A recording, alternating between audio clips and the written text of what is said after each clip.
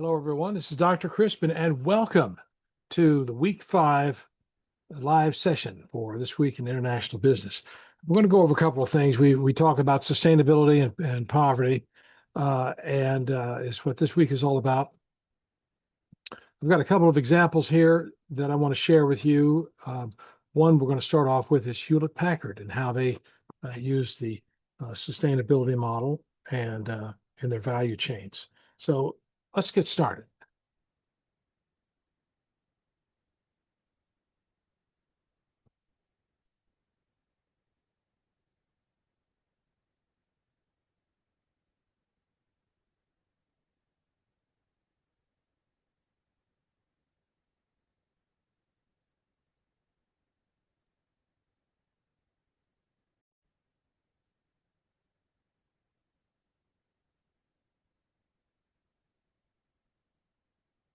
So first, we're going to talk about the Hewlett-Packard and how they utilize the stage 2 of making value chains sustainable. And this is important because value chains really are what make the global economy really work. They're sort of the sinews that knit together all of the activities in the world economy by making sure that just-in-time products are put together, manufactured, or shipped at just the right time to just the right place. And a lot of tension and pressure is put on these value chains because they could change, they can be broken very easily with government intervention, wars, otherwise known as force majeure, weather, and all kinds of uncertainty. And so they have to be monitored carefully. And they've done a good job over the years. What's happened is value chain performance has improved and is more sustainable simply because the people who are controlling those have actually gone to college. This is another second generation of those folks who are demonstrating what they've learned, and it is now showing some real benefit. But still, value chains can be a precarious kind of venture, but necessary. So let's, in defining stage 2, let's emphasize that sustainability is not only environmental stewardship, but also operational excellence. And I want to highlight the links between efficiency, risk management, and long-term profitability.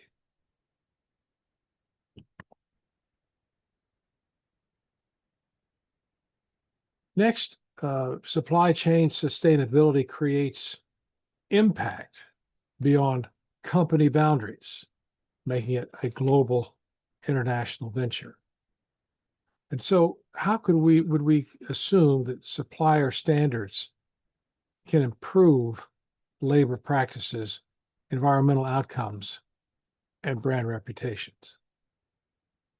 There is a real challenge of implementing supplier requirements globally.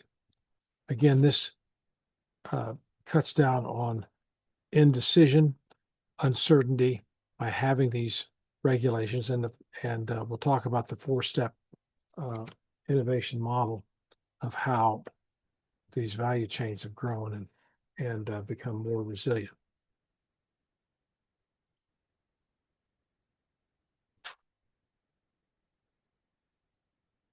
There are 2 dimensions: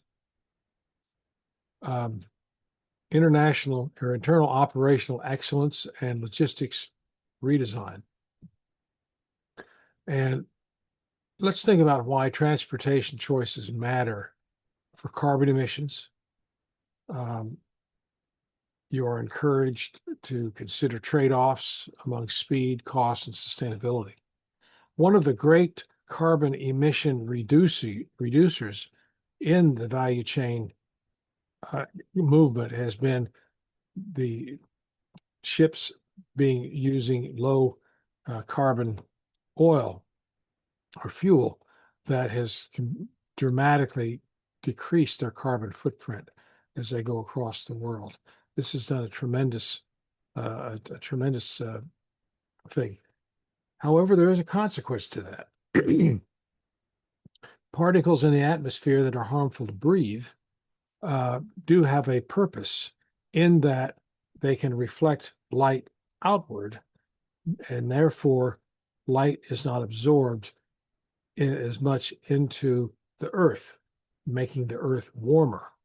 And that's what's happening now. We've done such a good job of removing carbon particles from the air that the atmosphere itself, although more breathable, reflects less sunlight, and therefore the earth is getting hotter in part as a consequence.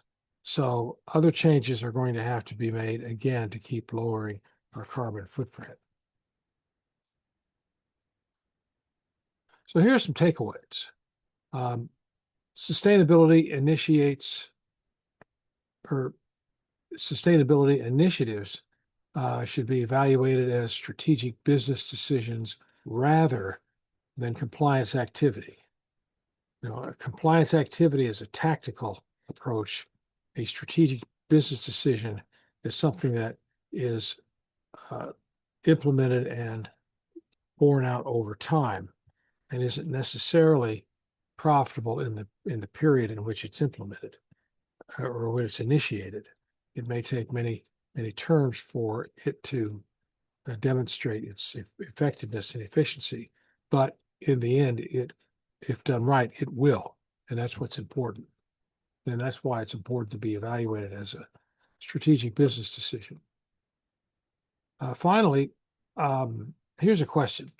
How can multinational firms balance sustainability objectives with cost and service expectations? Boy, that's a good one. That's a way to keep costs down and profits high. I mean, that's what businesses are trying to do in order to remain competitive. And baked into that, of course, are all kinds of international challenges like tariffs, the closure of the Strait of Hormuz, starving normal customers of needed oil, and having to seek a more expensive means of getting energy and so forth. So this is let me close this out here.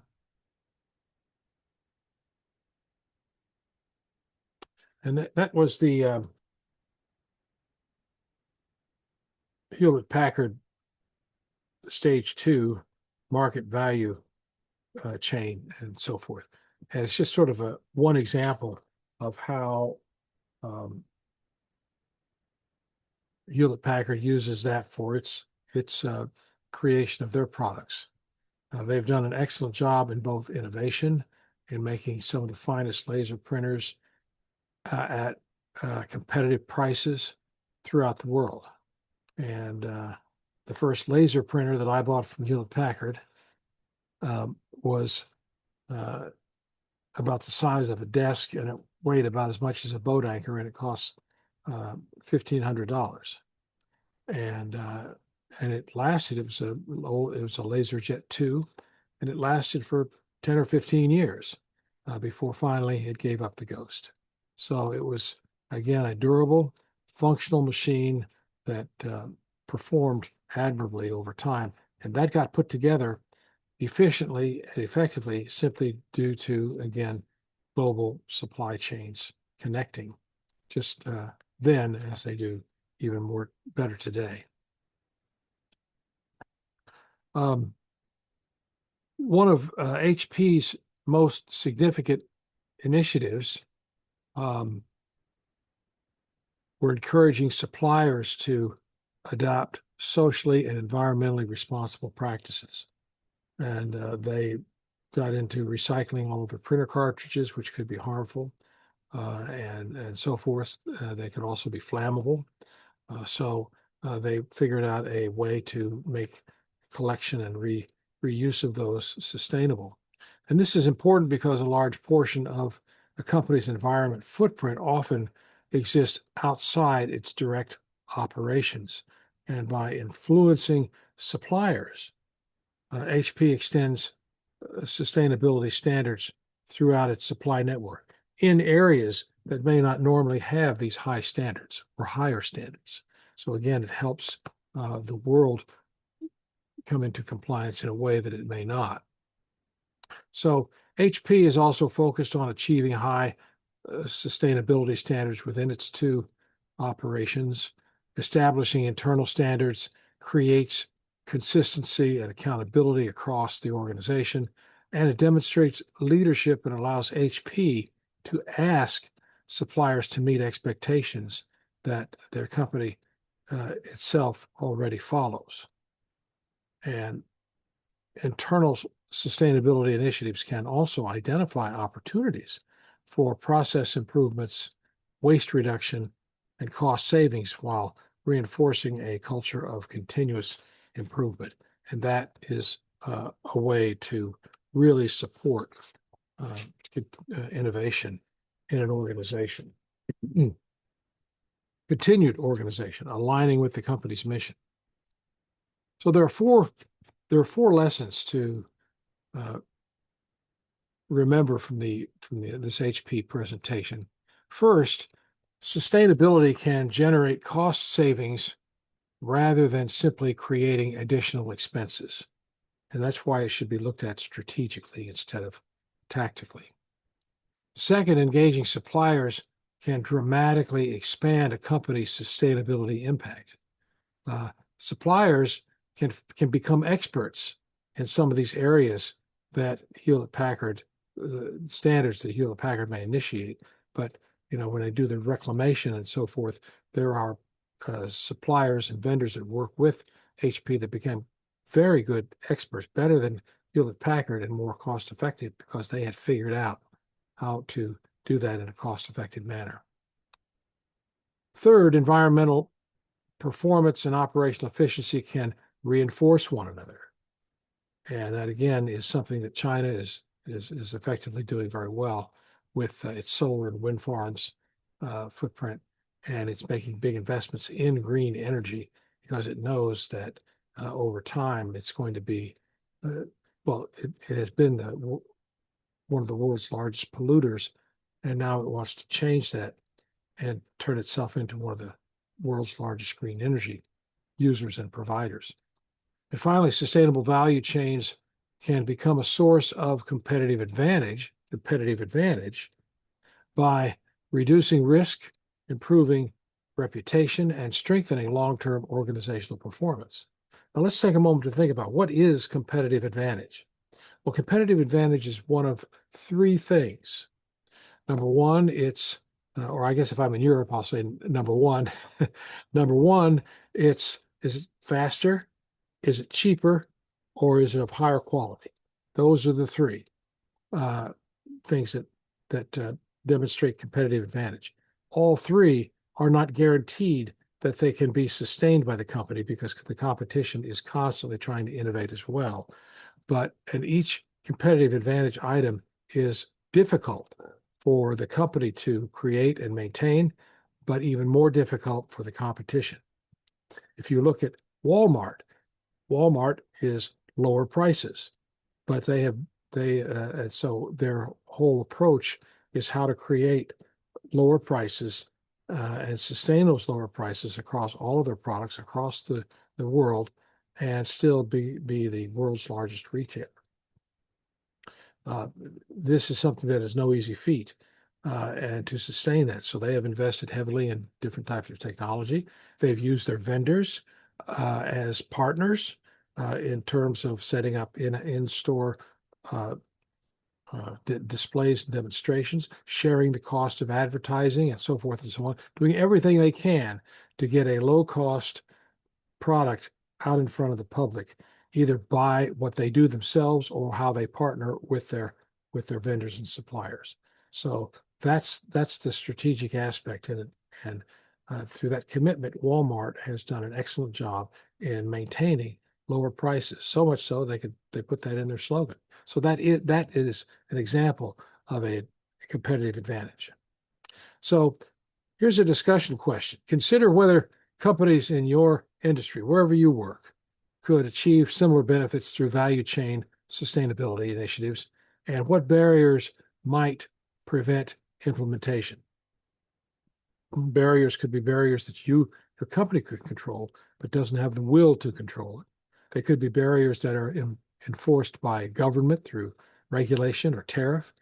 They could be cross-border challenges that are beyond the control, but nevertheless impact your operation. So it's a multi-layered challenge to think about. Okay, well, I've got another sort of a broader slide deck here I want to share with you. So let's get that pulled up here.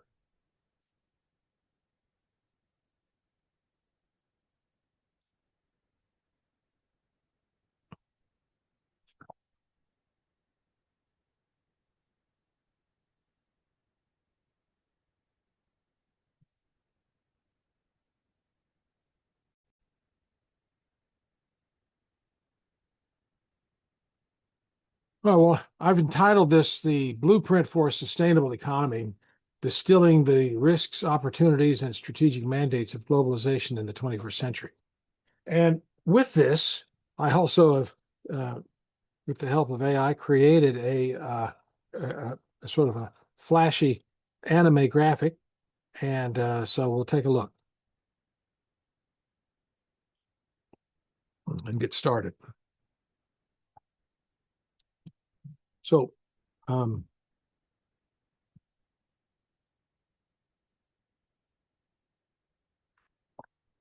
this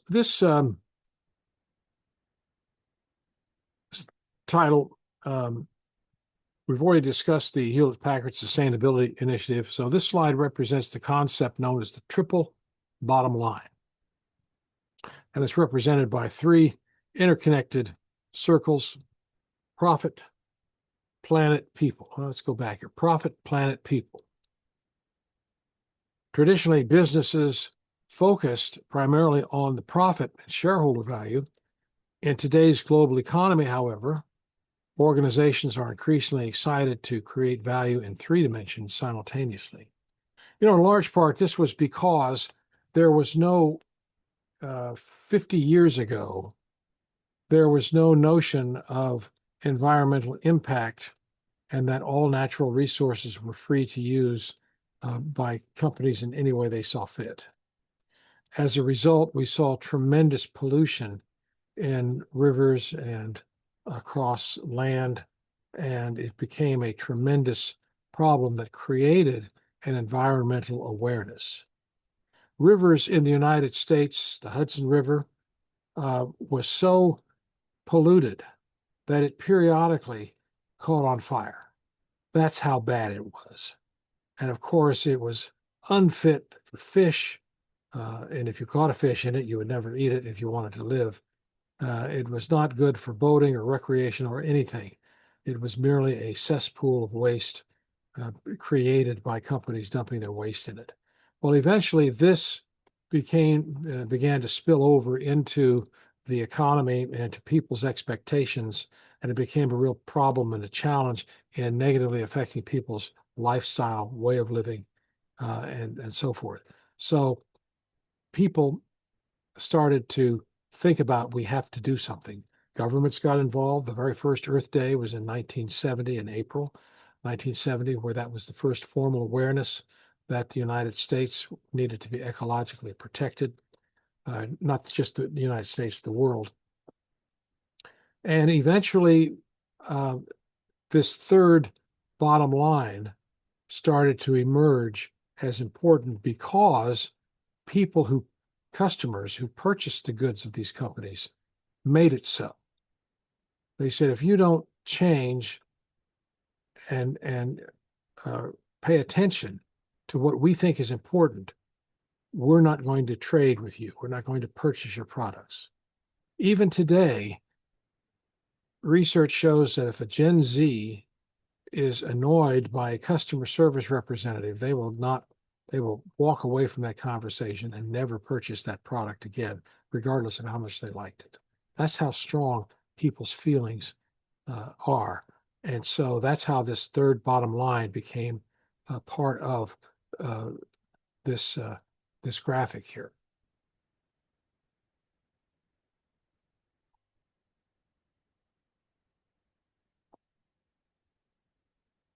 So, well, let me talk about what these circles really mean. The first circle, profit, represents economic performance. Okay.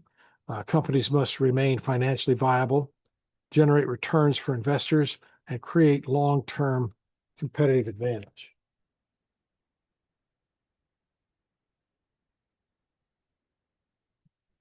The second circle, planet, represents environmental stewardship, which is what we talked about here a few moments ago.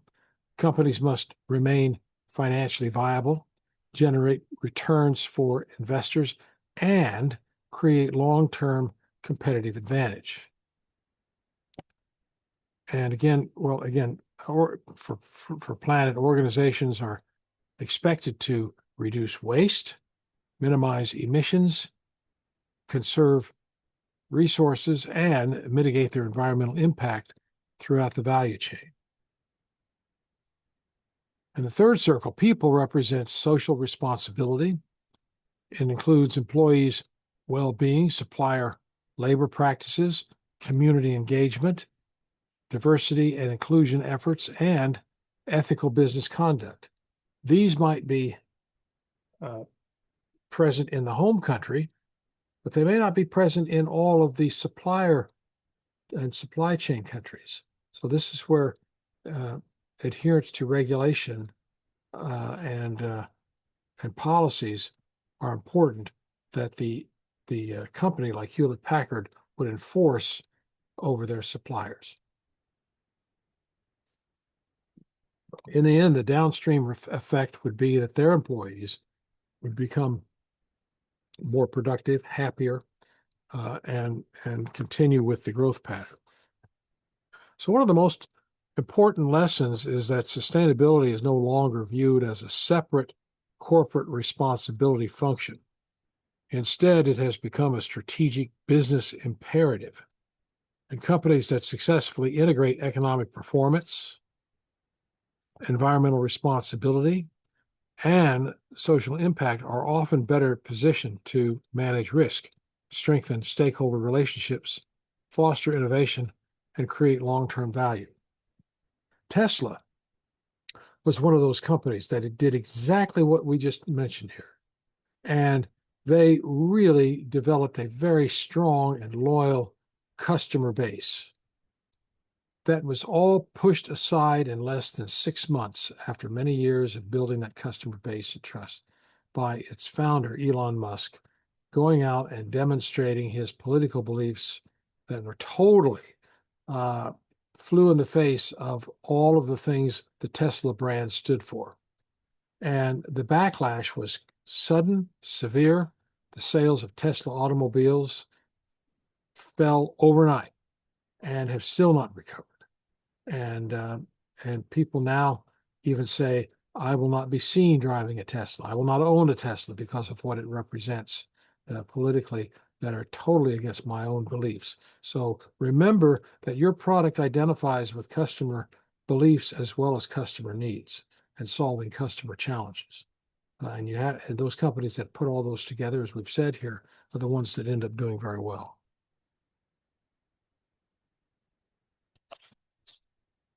So as we've examined HP's sustainability efforts, we want to consider how the company's actions contribute to all three dimensions, to the triple bottom line. So you may want to ask yourself, which of these initiatives create value for shareholders, reduce environmental impact, and improve outcomes for employees, suppliers, and society? And this framework provides the foundations for understanding why organizations pursue sustainability and how sustainability can become a source of competitive advantage in the global marketplace. And remember, back to competitive advantage, it's something that is not easily attained. It's very difficult to sustain, and it's something that is unique to your company that your competition cannot emulate because of what it takes to create it.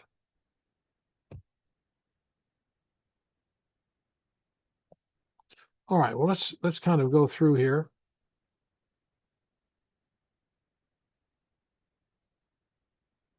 So the mandate here for to create a positive ecological footprint is to create a clean economy that produces goods and services with net positive environmental benefit. This is very important. A company as simple as Coca-Cola has had bottling plants all over the world. One of the challenges in many countries is adequate fresh water for its population. As we've seen in before the war in Iran, Tehran was suffering from a drought and its citizens were suffering from a lack of fresh water. Well, what does Coca-Cola need to manufacture its product? Lots and lots and lots of fresh water. And in some countries where Coca-Cola bottling plants have been located, the citizens have rebelled and complained that Coca-Cola is taking all of their fresh water and leaving them with very little. So this is also where the ecological footprint is important. And again, the corporation needs to be a good citizen as well. Conversely, the poverty trap, we should integrate the base of the pyramid, otherwise known as the BOP, the largest and poorest socioeconomic group, into the formal market, and not to have them outside. We need to continue to engage them into the economic ability to have the economic activity. Part of that is just getting technology and basic water sources into their country so that they can start to enjoy things like electricity. Many poor areas of Africa have lots of sunlight, but they have no electricity.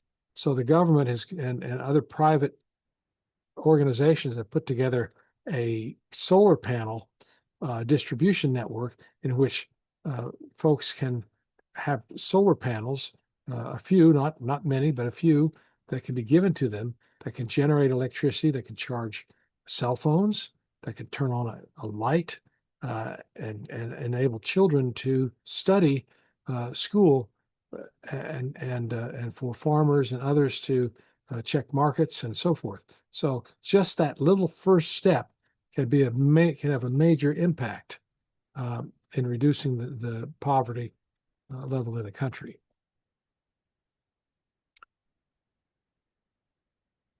The ultimate corporate cost of extracting low-quality, high-risk resources. This is sort of an inverse pyramid, and by doing so, sometimes they have a tremendous ecological impact, which needs to be measured and countered.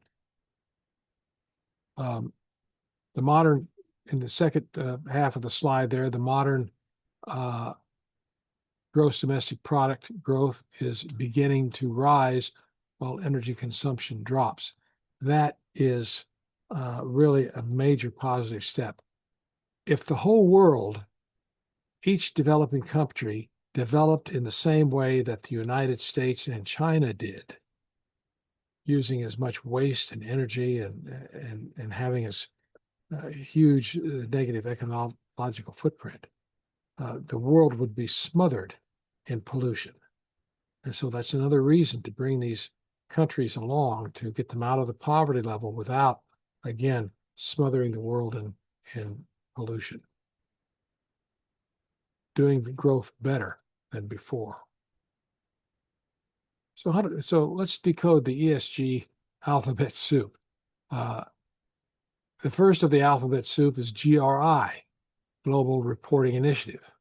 And this has been around the longest, since 1997. And it's been most popular, cited by 40% of the Standard & Poor's 500. And it's focused on a firm's outward impact on society and the planet. SASB, Sustainability Account Standards Board, is the investor's favorite because, again, it enables them to measure set goals and how to measure potential returns on investment, making their investments trackable rather than at risk like you would have in a casino. So this includes only ESG factors that have a material effect on the firm's financial performance. So it's very narrow and very specific. TCFD, Task Force on Climate-Related Financial Disclosures. And this is backed by the Financial Stability Board. And it focuses on exposure to physical climate effects and carbon regulation. And we're starting to see, this is important because we're starting to see as weather changes, centuries-old agricultural products are suffering because the climate where they're being grown is shifting. And a good example of this is wine. Wine needs a certain narrow temperature range, and with the warming of the earth, those cooler temperatures that are required for some of these Bordeaux wines in France and so forth are no longer there. They have moved away from that area, and therefore all of that technology and all that investment for hundreds, possibly 1,000 years, needs to be removed or rethought and replaced with something else. Also, the monsoons in India, they typically come like clockwork, and some of you may have experienced this. They come like clockwork from the midsummer to the early fall, and farmers depend on that to nourish their crops once they're planted. And the past few years, those monsoon rains have been less and less, causing tremendous challenges for the inhabitants there. So moving on finally to the CDP, the Carbon Disclosure Project. This is a specialized framework strictly tracking corporate carbon footprints. So if you state you have a particular type of carbon footprint, this organization will monitor that. And the Worldwide Economic Forum and the Big Four accounting firms are currently consolidating these disparate metrics to create a single simplified reporting standard. This is important because if the standard is objective-based with a minimum amount of subjective in it, then it can prevent fraud and greenwashing done by certain companies by claiming they're ecologically friendly when in fact it's just greenwashing.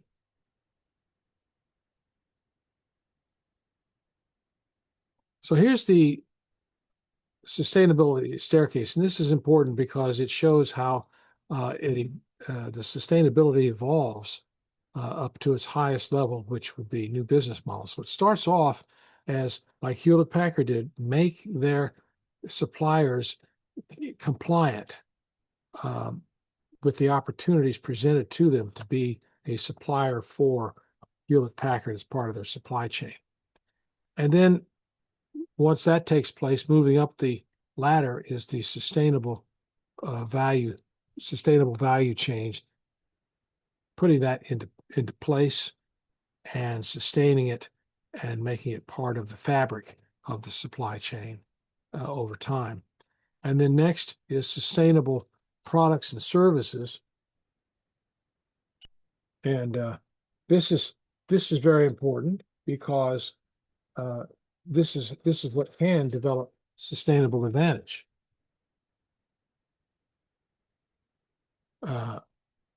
You know, a firm's retainer, a firm's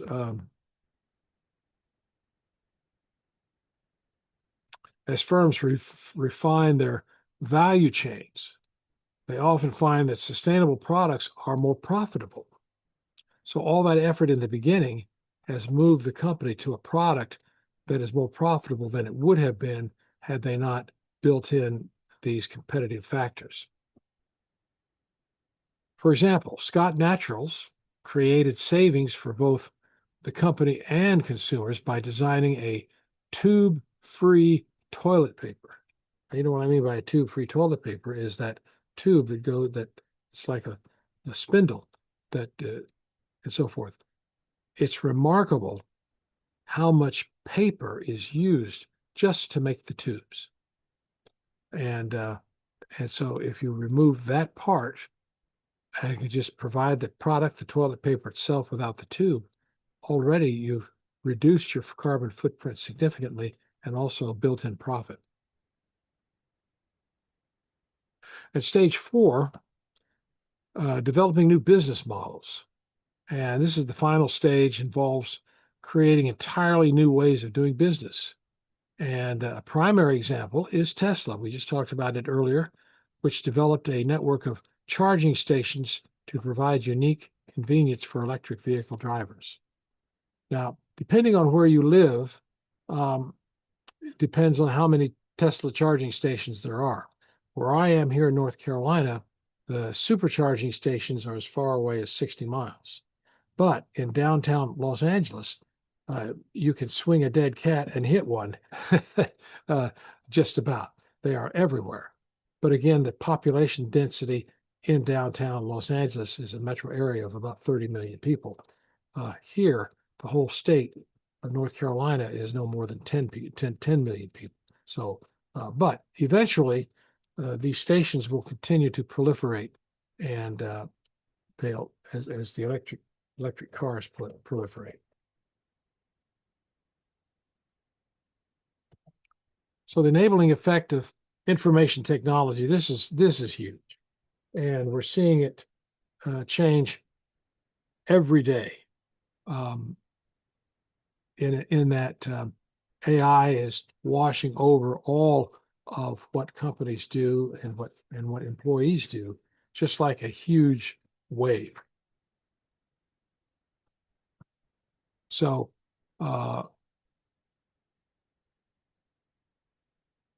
global ICT produces 830 million tons of CO2, roughly 2% of total human emissions, equivalent to aviation. So we don't realize it, but there is a real value and a real need to reduce the carbon footprint. And so what does one do? Well, you could first of all start with smart grids. 2 billion tons saved via networks electricity demand management, not wasting the energy that you ship out to customers.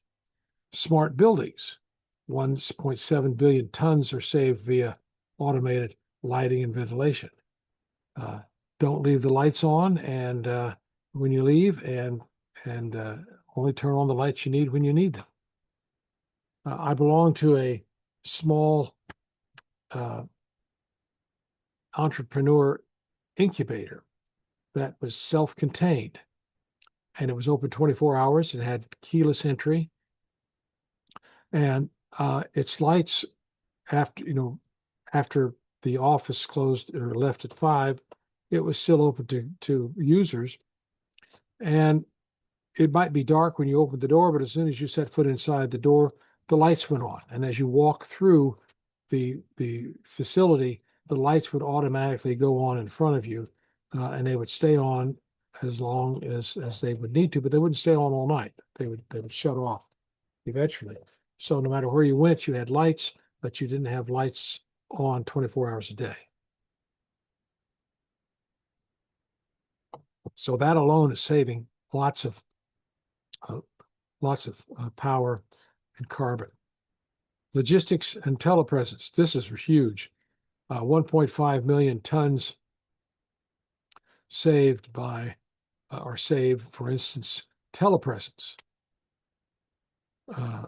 Cisco reducing its footprint by 11% using telepresence. Cisco is a router manufacturer, and they've done an excellent job in basically telling their folks, you all have high-speed broadband where you live. Let's say you're at the Cisco office in Raleigh, North Carolina, and therefore you could do your work where you sit rather than coming into a huge office building that we have to maintain and keep open all the time.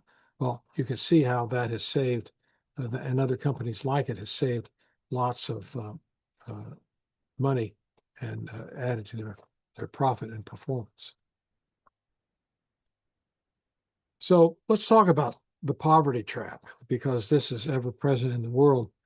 Remember, a person who is in poverty isn't a customer. And if they're not a customer, they can't be served by industry in the way that it normally serves other customers. So people who are below the poverty line are a huge potential customers. They have they have needs and wants just like anybody else. They just don't have the means to fulfill them. So the lack of resources is their first challenge. That makes them vulnerable because they can't eat every day. They feel excluded and like they cannot participate in normal societal activities because their clothing may be unkempt or dirty, or they may be unkempt and dirty, unwashed, not because they want to be, but because they don't have the means to regularly do that. They may be homeless. So, and then there's a lack of savings and consumption, which is the part that says you can't really be a customer if you have nothing to purchase with. And when they do purchase, they purchase in small quantities in expensive stores like Quickie Marts and so forth, and they typically will purchase items of high empty calories, like snacks and candy and sodas, simply because those don't need refrigeration, which they probably don't have, and they can be sold in units that they can afford, and they do a modicum satisfying of whatever hunger they might have. So this slide is about the great welfare trade-off, and this is very important because as nations get richer, they tend to become welfare-type nations and trying to take care of their people. Why is this important? Well, the first part, it's important because if the people are feeling as though the government is not caring for them in a way that they think is appropriate, they'll rebel. And they'll rise up and go against the government or create rebel factions, as we've seen elsewhere around the world, creating constant unrest and harm to all people in the country. Communist China is very concerned about how its people feel about what they're doing. And they have a real conundrum with AI in that they are trying to implement AI in the workplace, but at the same time, they're trying not to have AI replace all of its workers, because if the workers are idle, then that can create a potential rebel and revolutionary environment. So they are trying to walk a very fine line. So there's a place called the pivot point where poverty plummeted primarily because market capitalism increased real incomes. And this was in the 1930s through 1960s. And then from the 1960 to 1990, to the post-1960s stagnation. And this is when market income growth stalled for the poorest, replaced by government checks. And the insight is, while the state transfer reduced acute deprivation, they blunted work incentive, and true poverty elimination requires market participation, not just aid dependency. And that's another challenge of AI. They're saying, well, if AI takes all of our jobs, what will we do? Well, one of the answers is the government will provide a guaranteed income. Well, that speaks directly to this insight that says that in itself can be a challenge.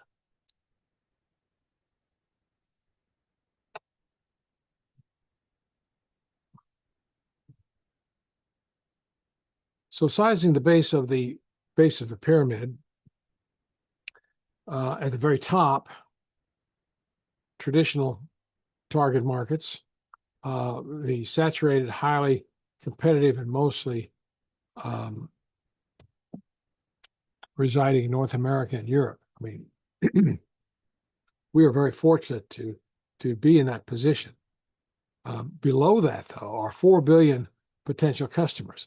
As I mentioned in an earlier session, Coca-Cola receives 75% of its growth from countries outside the United States. So without that input, Coca-Cola would not be the kind or shape or size of company, worldwide company it is today. So there are 4 billion potential consumers, and they're concentrated in densely populated centers across China, India, Indonesia, and sub-Saharan Africa.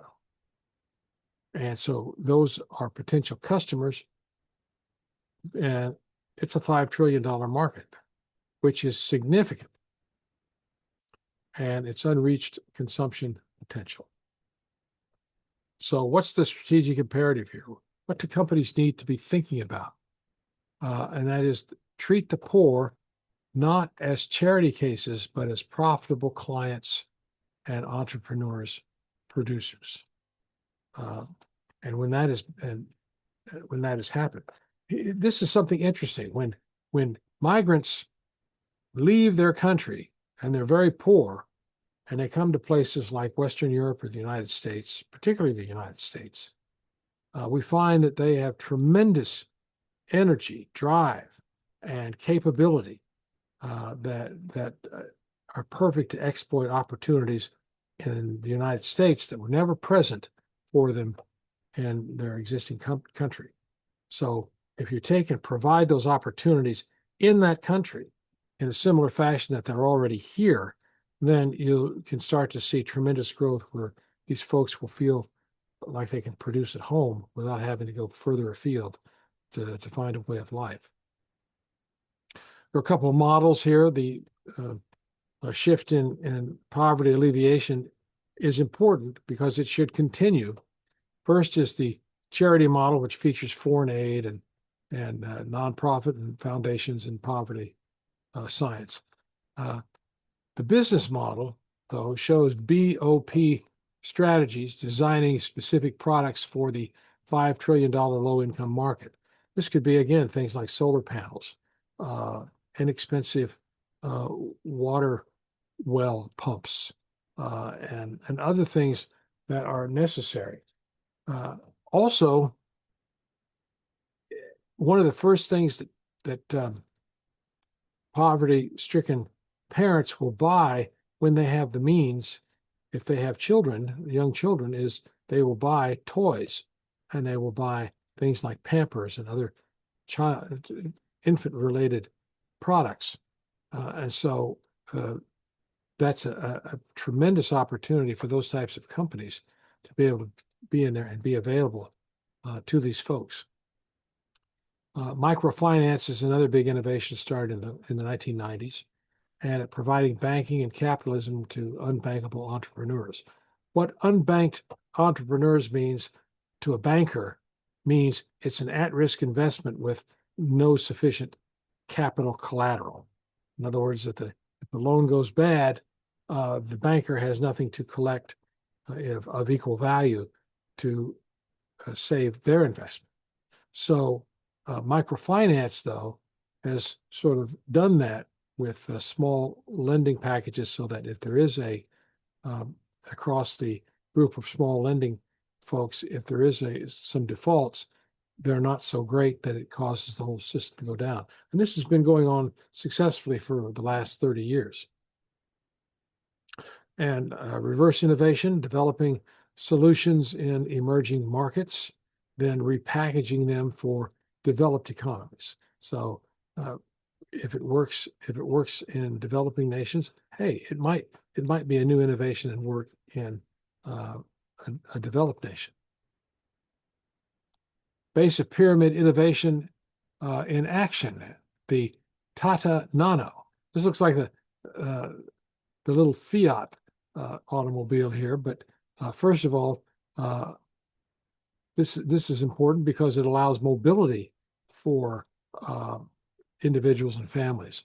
The concept engineered specifically as the world's cheapest car, designed to unlock mobility for the Indian base of the pyramid.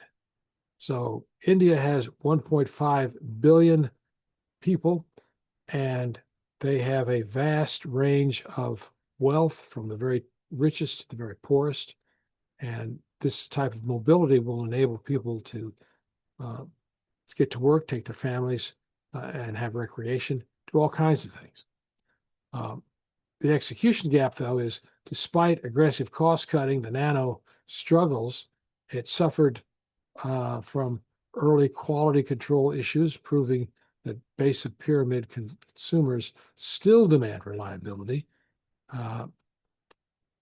and reliability and respect, not just low prices. So they're people just like we are. They're just stuck below a poverty line.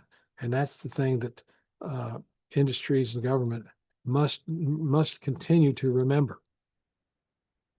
The takeaway is design for base of pyramid requires fundamental new business models, combining external affordability with dignity and high utility, rather than simply stripping down existing rich world products. You know, they did an experiment in the Bauhaus in the 1920s in Germany, in the famous Bauhaus architectural art movement. And they created what they called the perfect low-price housing for workers. And it was very, very austere, very practical, a lot of hard edges and so forth, but it was clean, and it enabled families to come in and move in and have a place to live and be confident and so forth. Well, in no time, the people in the units started cluttering all of these and putting things in there that started to make them fill up with stuff, comfort, pillows, all kinds of things that people have to make themselves more comfortable in their homes, to the astonishment of the architects. They couldn't figure it out. But the reality is, those people are just like we are, in that they want comfort, they want confidence, they want reliability, they want respect, and they want something that says this is an extension of me and how I am facing the world. And that's what they learned from that experiment, something they had not planned to understand. They had not planned on. So the algorithmic solution to extreme poverty. The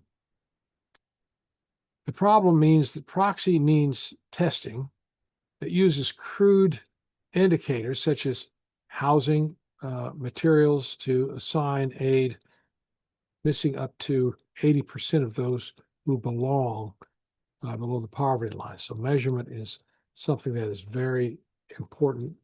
It's inexact, and it's problematic in its incompleteness.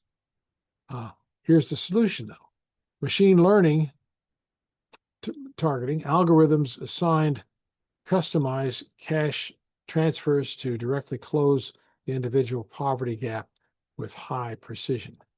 And the economics of eradication, targeting the $2.15 a day poverty line globally via the algorithmic transfers, could cost $318 billion a year, roughly 0.3% of global GDP. So we've gotten to the point where we have an effective distribution means, but it's inexact and wasteful. And using the algorithmic solution approach can refine that and make it more focused, targeted, and cost effective. So that leads us to the architects of global collaboration. And we start off with customers, businesses, NGOs, and governments all working together to sort of make this whole model work. And the shared goals are distributed investment risks, established common standards, and consolidate power to influence policymakers. And we could start off with the customer in recognize power dynamics. Greenpeace mobilizing Indonesian citizens to successfully pressure Asia pulp and paper to protect forests. Probably a necessary industry, but a dirty one. And so how can they make it better? Next is businesses conduct due diligence. Case in point is Zotter's chocolate owner personally meeting farmers to verify organic cacao standards rather than relying on paper audits. And that kind of direct connection with the farmers also puts a awareness check on them, saying, I'm going to be checked on, I better do what I say I'm supposed to do. Next is a shared language, finding common ground between corporate margin requirements and nonprofit activist goals. That's something that's important for government. And rewriting the corporate DNA of the B Corp. This again has been slowly evolving over time. The concept is to benefit corporations, B Corps, a formalized legal entity explicitly organizing with dual focus, mandating positive social outcomes along alongside profit generation. So again, that's something 50, 60 years ago we really didn't see, and this has sort of been evolving since then. Blueprint case studies, you've heard of these products. Patagonia, constitutionally focused on preserving wild places. Just Neem, structurally committed to sharing financial benefits with West African suppliers. And again, West Africa, a tremendous opportunity there, just waiting for all the pieces to come together. Uchale Tukasa, a profitable enterprise entirely focused on social housing production. There's a tremendous global housing crisis across the world. Every country does not have enough housing. The United States is about 800,000 units short of where it should be. And we're not the only nation. Great Britain is suffering dramatically from a housing shortage, and it affects everyone up and down the economic ladder. And finally, the financial metric, the rise of the green index, allows investors to actively track a company's carbon efficiency alongside its financial yield. That, when done objectively, is great information for investors, great information for customers who have values that this appeals to, and they can have confidence in whatever brands are providing that positive information objectively. And finally, what's the 21st century corporate mandate? Well, number one, the planet. In our first circle that we talked about at the beginning of this presentation, treats sustainability as innovation, not PR. That's very important. Resource constraints are physical reality. Treat resource productivity with the same rigor as labor productivity to unlock massive cost savings and new business models. Next are people. And this is a tremendously dynamic area given all the technology that is impacting it. Treat the poor as partners, not charity, and abandon the welfare dependency model. Integrate the 4 billion person at the base of the pyramid as a $5 trillion market of entrepreneurial producers and clients. I may have told you this in an earlier session. There were 2 salespeople from a shoe company that were sent out to a poor country in Asia that they wanted to develop new markets. And they were going to go there to see what kind of a shoe market might be there. Who would buy their company's shoes? Well, when the two salesmen got there, one salesman in one part of the country saw that the people were not wearing any shoes. And so he called back the company and he said, there's no business here. These people don't wear shoes. I'm coming home. This is a lost cause. The other salesman, sort of a different type of person, a more positive person, less lugubrious, looked around and saw people with no shoes. And the first thing he did was he got on the phone and he said, these people here have no shoes. What a tremendous opportunity. Send more shoes. We have a gold mine here. So that's the way that we should look at the 4 billion people who are below the poverty line. They may not have shoes, but they certainly want them, or they want what we have, and we need to figure out innovative ways to get them to that level where they can participate. And finally, the profit, the fight short-term determinism via structure. And this is important. The United States has always been quarterly results driven, and this has been fine, but it has its limits as well. True globalization requires systematic commitment, or systemic commitment rather. Restructure bonus, embrace B Corp legal frameworks, and utilize precision technology to achieve the ultimate dual mandate, doing well by doing good. And that's very important. And I'll show you the graphic that sort of coincides with this.